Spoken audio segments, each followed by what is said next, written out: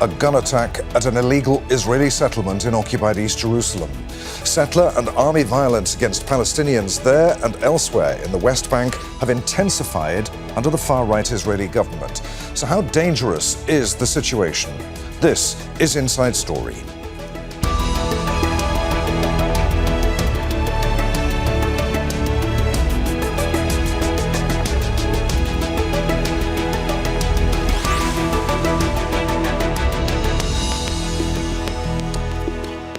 Hello, welcome to the programme. I'm Adrian Finighan. A gun attack at a bus stop in Jerusalem near an illegal Israeli settlement, the latest flashpoint of violence in the occupied West Bank, where tension has been at its highest in years. It surged when the far-right Israeli government came to power in late 2022, but has intensified since Israel's genocide in Gaza began nearly 2 years ago.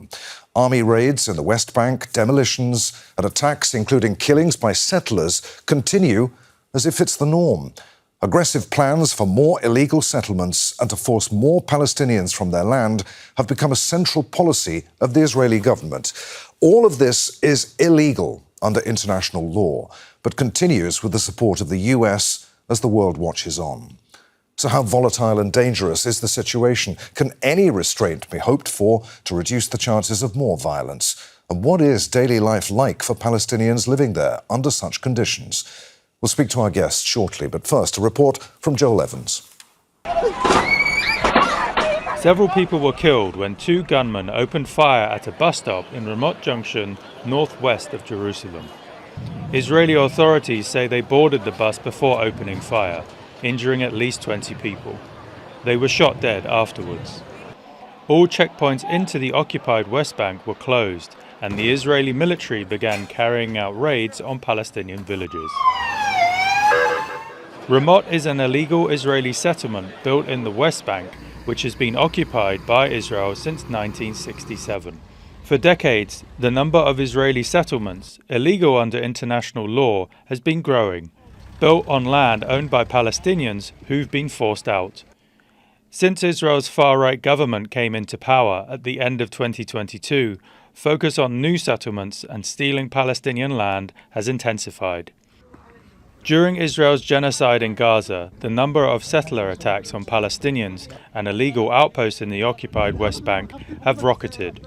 There is a creeping annexation. It's not formal, but on the ground, there is annexation. What they're doing is undermine any attempt to draw a line between Israel and the future Palestinian state. More than 1,000 Palestinians have been killed in the occupied West Bank since January 2025. This includes 199 children.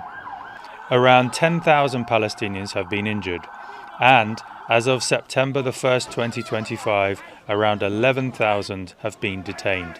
Last Friday, the UN highlighted the increase in attacks on the West Bank, including more than 1,100 demolitions of Palestinian homes and buildings by Israeli forces. Since January, more than 2,780 Palestinians have been injured by Israeli forces or settlers. That's a 39% increase compared to last year. This includes nearly 500 people injured by Israeli settlers. That's a twofold rise over the same time frame. The Israeli military has carried out major raids on Jenin, Nablus, Tulkarim and Ramallah, some lasting days. Extreme right-wing government minister Itamar Ben-Gvir and finance minister Bezalel Smotrich have played a prominent role in the Israeli government's aggression, with Smotrich unveiling a proposal under which Israel would annex 82% of the occupied West Bank. Joel Evans, Al Jazeera, for Inside Story.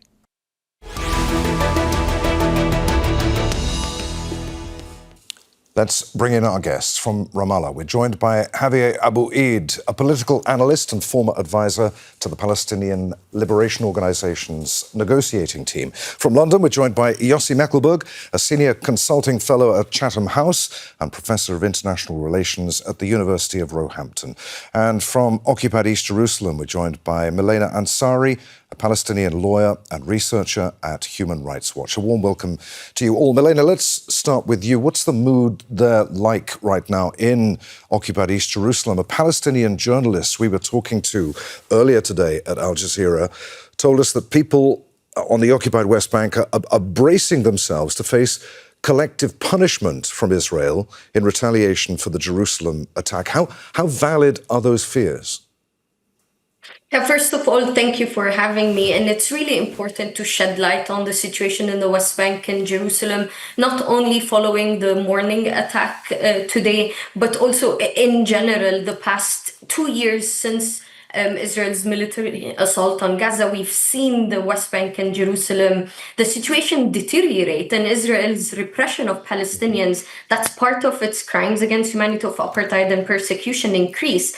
And today, being in Jerusalem, it just feels intense. When Palestinians say they're foreseeing collective punishment on the population in East Jerusalem, this is because for years and years, and even the past 2 years since October 2023, Israeli authorities have enforced movement restrictions, sieges on areas in the West Bank and Jerusalem. So there is a sense of retaliation always whenever something happens that happens on the whole Palestinian population. I would even go further and say the risk and alarm would not only be on Palestinians in East Jerusalem, but Palestinians in the West Bank. The movement restrictions we've seen with, as you mentioned, and the reports have mentioned, settler violence is not only leading to death and injury, it's leading to mass displacement of Palestinians. In the West Bank, we're seeing Nur al-Shams refugee camp, Tul Karam and Jenin, completely emptied out of its refugee population since Israel's military operation Iron Wall. And that is happening coincidentally with Israeli authorities allowing settlement expansion and legitimizing additional illegal outposts and illegal settlements in the West Bank and East Jerusalem as well.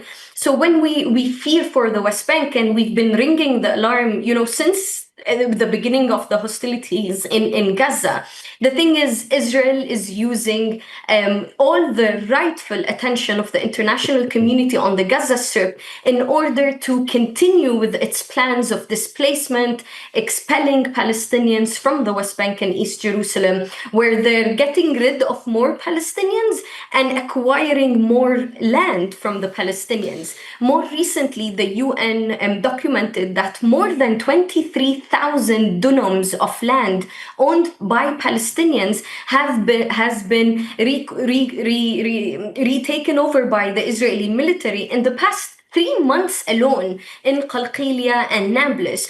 You have entire Bedouin and herding communities in the West Bank uprooted from the areas that they call home because of settler violence. So honestly, this is all aside, as a Palestinian in Jerusalem, there's constant fear. There's constant threat, no matter what you do, no matter what you say. Even if you isolate yourself from the reality that Palestinians are living, you would find yourself somehow having threats by the Israeli forces. What I mean by this is there has been mass arbitrary arrests across the West Bank and East Jerusalem, where administrative detention, which is detention without charge or trial, has skyrocketed Milena, in Israeli detention. We'll talk more about the points that you raise, especially about daily life for Palestinians in the occupied West Bank in just a moment. But Yossi, while the sort of violence we saw in occupied East Jerusalem can never be justified, some would argue that it's only to be expected, given the years of repression, the ongoing repression of Palestinians in the occupied territories. What's your view on that? I think first, any killing of civilians, of innocent people, is extremely regrettable, and I don't think we should normalize the idea that it's all right. And I'm not suggesting anyone here is saying that killing of civilians, but I mean at the same time we can't ignore the situation, which is an explosive. And we said it time and again that unless there is a just and fair solution to the Israeli-Palestinian conflict that will end in recognition of Palestinian right, it's a situation that breeds violence, and violence breeds violence. And we just have heard the litany of violation of human rights of Palestinians, from killing innocent civilians, from the settler violence, terrorism, from demolishing houses, detentions, and uprooting thousands and thousands of trees. There's a long litany of violation of basic human rights. And what happens in Gaza radicalize more people also in the West Bank and across the region. So whether we will condemn violence or not, the reality that will be the end result of that. And as you suggested earlier, and the previous speaker, we will expect harsh measures again from the Israeli security forces. We'll see also how the settlers going to react to that, and we know that usually they do it with complete impunity.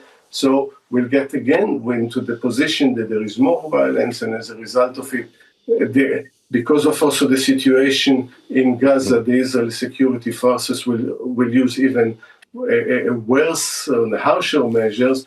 And I think that what it should signal to all of us that without end of war in Gaza, ending the humanitarian disaster there, and moving towards a negotiation over peace and ending this conflict, that's unfortunately the situation will remain in. Javier, far-right Israeli Finance Minister Bezalel Smotrich, who we saw in Joel's report, has called for the Palestinian Authority to be wiped from the map and for the villages of the gunmen behind the Jerusalem attack to be reduced to ruin. I'll read you the quote. "The State of Israel cannot accept a Palestinian Authority that raises and educates its children to murder Jews." He said, the Palestinian Authority must disappear from the map and the villages from which the, quote, terrorists came should look like Rafah and Beit Hanun. What do you make of language like that from a government minister? Thank you, Adrian. I think we should take him very seriously. And all the attempts that we have seen from members of the international community trying to make Mr. Smotrich or Mr. Ben-Gvir appear as just isolated radicals, but that do not represent the Israeli government, I think that's not the point. The person who is leading Israel's West Bank policy is Mr. Smotrich. And they keep repeating those lines of dehumanizing Palestinians, trying to blame the victims, accusing them of their own killings, while I think the only kids that are being raised in the occupied West Bank to hate others are the kids of Mr. Smotrich and Ben-Gvir and the neighbors they have in those radical settlements, illegal settlements where they live in the occupied West Bank. But once again, Adrian, I think what Mr. Smotrich is saying should be taken very seriously, particularly because he's acting upon this. There is an economic strangulation of the occupied West Bank led by Mr. Smotrich, in addition to all measures that they are taking on the ground. Just as a matter of fact, I was supposed to be with you from Bethlehem. I had to return from the checkpoint because checkpoints were very difficult to cross now today. And I think if you multiply this situation for what's happening to almost 3 million Palestinians all over the West Bank, what the Israeli government is trying to do is to boil the whole situation out. Just picking up on the checkpoint issue there, Milena, if you were to decide to visit Xavier in Ramallah, or let's say you wanted to go to somewhere like Bethlehem, how long would it take you? How would you get there? You know, usually from Jerusalem to Bethlehem or Jerusalem to Ramallah, if we just go direct without having to deal with checkpoints, it would be literally 30 minutes. But in order for me to go to Ramallah or Bethlehem, it would be a whole day of planning. And this is no exaggeration. A whole day means I need to analyze and assess which checkpoint is open to begin with, because Israeli forces open and close checkpoints at their discretion without any justification or notification to the vulnerable communities in these areas. I'd have to also think about the way out. Even if I cross into Ramallah and Bethlehem, there needs to be some kind of assurance that I'll be able to leave. And again, this goes back to the question of when Israeli forces open and close checkpoints. There was a study from OCHA that between Ramallah and between Bethlehem and Hebron, which is like only a few kilometers kilometers away, there were 80 new barriers and checkpoints between these two Palestinian cities. What people need to know or understand that within the West Bank, when we're talking about an already tiny area that is eaten up by illegal settlements and illegal outposts, there's almost always every intersection in another, there's a checkpoint or a sand barrier or a flying checkpoint. And many Palestinians, like students, even patients who want to go from one city to another in order to get medical treatment, they have to wait for hours and hours. And on these checkpoints, WICLAC, the Women's Legal Center and Counseling Center, documented reports of sexual violence even against women and girls who cross these checkpoints, specifically in the Hebron region. So again, it's not like really the situation is not movement restrictions where we just want to move around. The West Bank is really intertwined, where you would find many Palestinians from Hebron or Bethlehem working in Ramallah. So people commute daily to places like Nablus and Ramallah, and daily they have to wait for hours and hours until a 16-year-old, because most of the soldiers on these checkpoints are newly soldiers who are teenagers holding M16s and rifles and having extra security. Even if we want to put aside the waiting, the psychological impact of these checkpoints and flying checkpoints is really insane on the Palestinian community. Not one person, friend, or family that I speak to does not complain and talk about how these checkpoints deprive them from going to school, even sending their children to school, to going to universities, even work. So the situation is overall really terrible. But on these restriction of movement, I'd really emphasize that it's not only Israeli forces, it's settler violence, where you would find hilltop youth who have been sanctioned by many European countries and Canada and Australia as well, as put on sanctions because of their violence. And maybe I'll just say one sentence, and I'll really echo Yossi here, because more violence breeds more violence. As much as states talk about a two-state solution and negotiations about peace talks and peace negotiations, all this does not impact the reality on the ground if it does not address the root causes: apartheid, occupation. You can recognize Palestine, but which Palestine are you recognizing? The one where it's been exterminated in the Gaza Strip, or the one that's being annexed day by day by Israeli forces and Israeli authorities in the West Bank? Okay, Yossi, I'll come to you in a moment, but I just want to get Javier's view on what Milena was saying there. Javier, give us a sense of what daily life is like for you, for Palestinians living under illegal occupation, and how has the situation changed since October 7th, 2023? We may just add to what Milena was saying, that we live under occupation, which under international law means control. It's a power that controls every aspect of our lives. And this goes from the amount of water we may have until the movements, and even with whom we can get married, by the way. I mean, there is a set of racist laws on the Israeli side that prevent regular life for Palestinians. But since October the 7th, I think we have an addition, which is more settler terror attacks against Palestinians. You have to think when to move, not just based on how many military checkpoints you have, but also where illegal Israeli settlers are. And I think there is a very important point, just to conclude, which is that at this stage, it's almost impossible to make a separation between the acts of Israeli settlers and Israeli occupation forces. Clearly, those settlers that are very well represented in the Israeli government act in cooperation, in complicity with Israeli occupation forces, and therefore the images that you can see of Israeli settlers burning Palestinian fields, attacking Palestinian civilians, it's settlers implementing Israeli government policy. And what's this policy? It's annexation in the occupied West Bank. Yossi, on what basis in international law is Israel's occupation of the West Bank considered illegal? Why have various UN resolutions, rulings by international courts not prevented Israel from continuing with its occupation, its repression, its settlement building?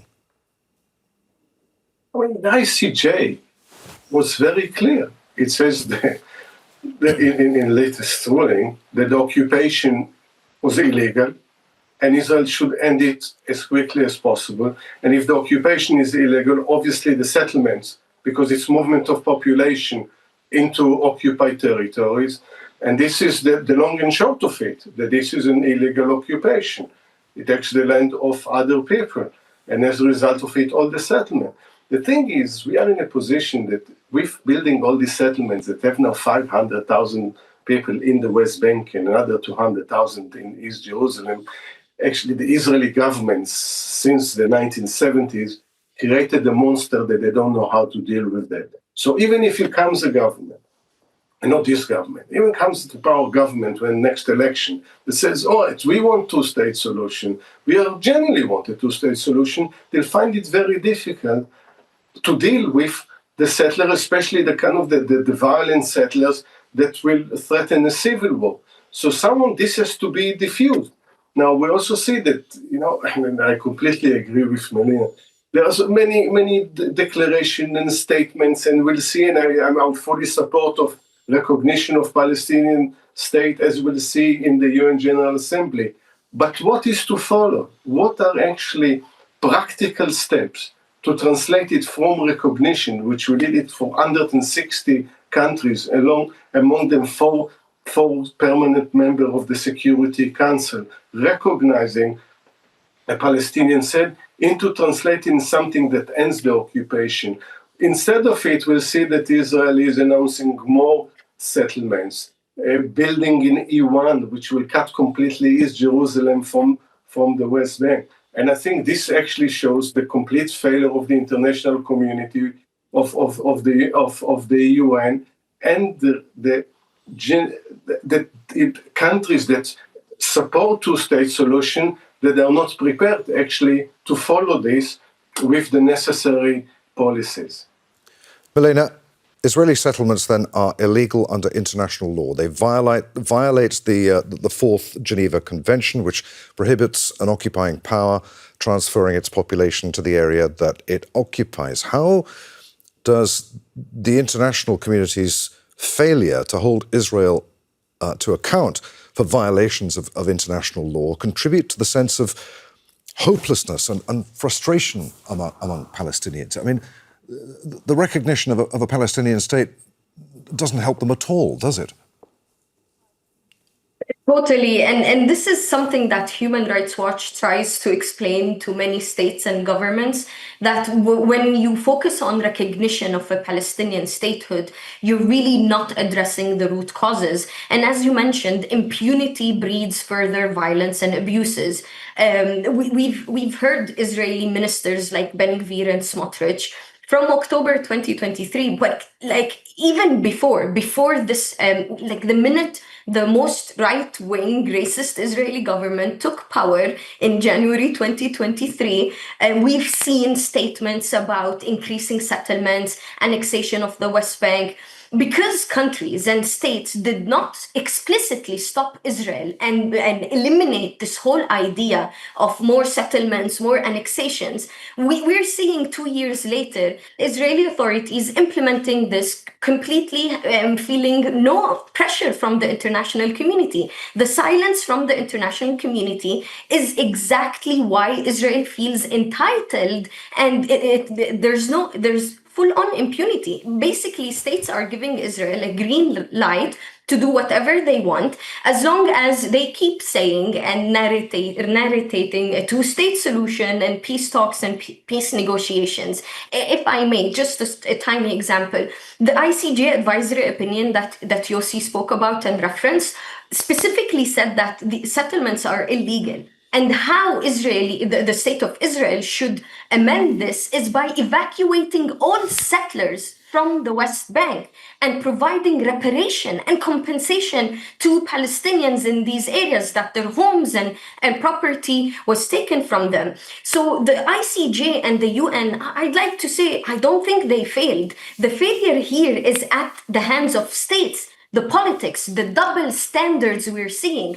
You know, back then when Algeria was colonized by France, almost 1 million settlers, French settlers, were evacuated from Algeria. So no matter how much countries cannot fathom the idea of settlers having to evacuate the West Bank because they're illegal there, this is the reality and what the law entails. The ICJ has said all settlements need to stop. They need to end. Settlers need to evacuate. And it put recommendations and calls on states.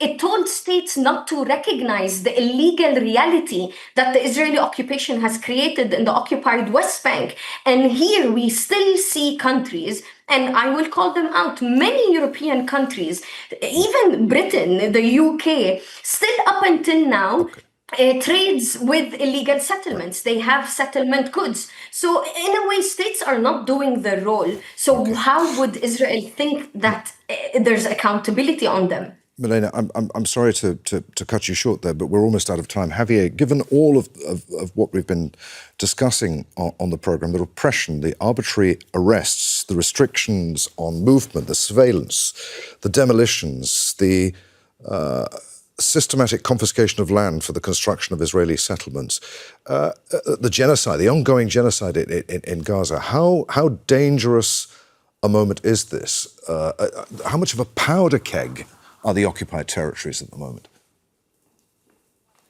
It's a decisive moment, Adrian. What you have been describing was what Al Jazeera in general has been describing, providing context on what's going on, not just in Gaza, but also in the occupied West Bank. It shows that there is an Israeli government that believes that they are in a position to change the rules of the game for everyone. And here we're not talking only about Gaza and the West Bank, we're also talking regionally with what's happening in Lebanon, with what's happening in Syria, and even with Prime Minister Netanyahu. I personally, again, take him very seriously when he talks about his intentions to do greater Israel, which includes lands of Egypt and Jordan and other countries. Now, I think that eventually it's a stage plan which includes, of course, ethnic cleansing in Gaza and expelling as many Palestinians as possible from Gaza, and then take over the second stage, which would be the West Bank. So here they are preparing the ground for something that may happen here. We already have around 50,000 people, more than 50,000 people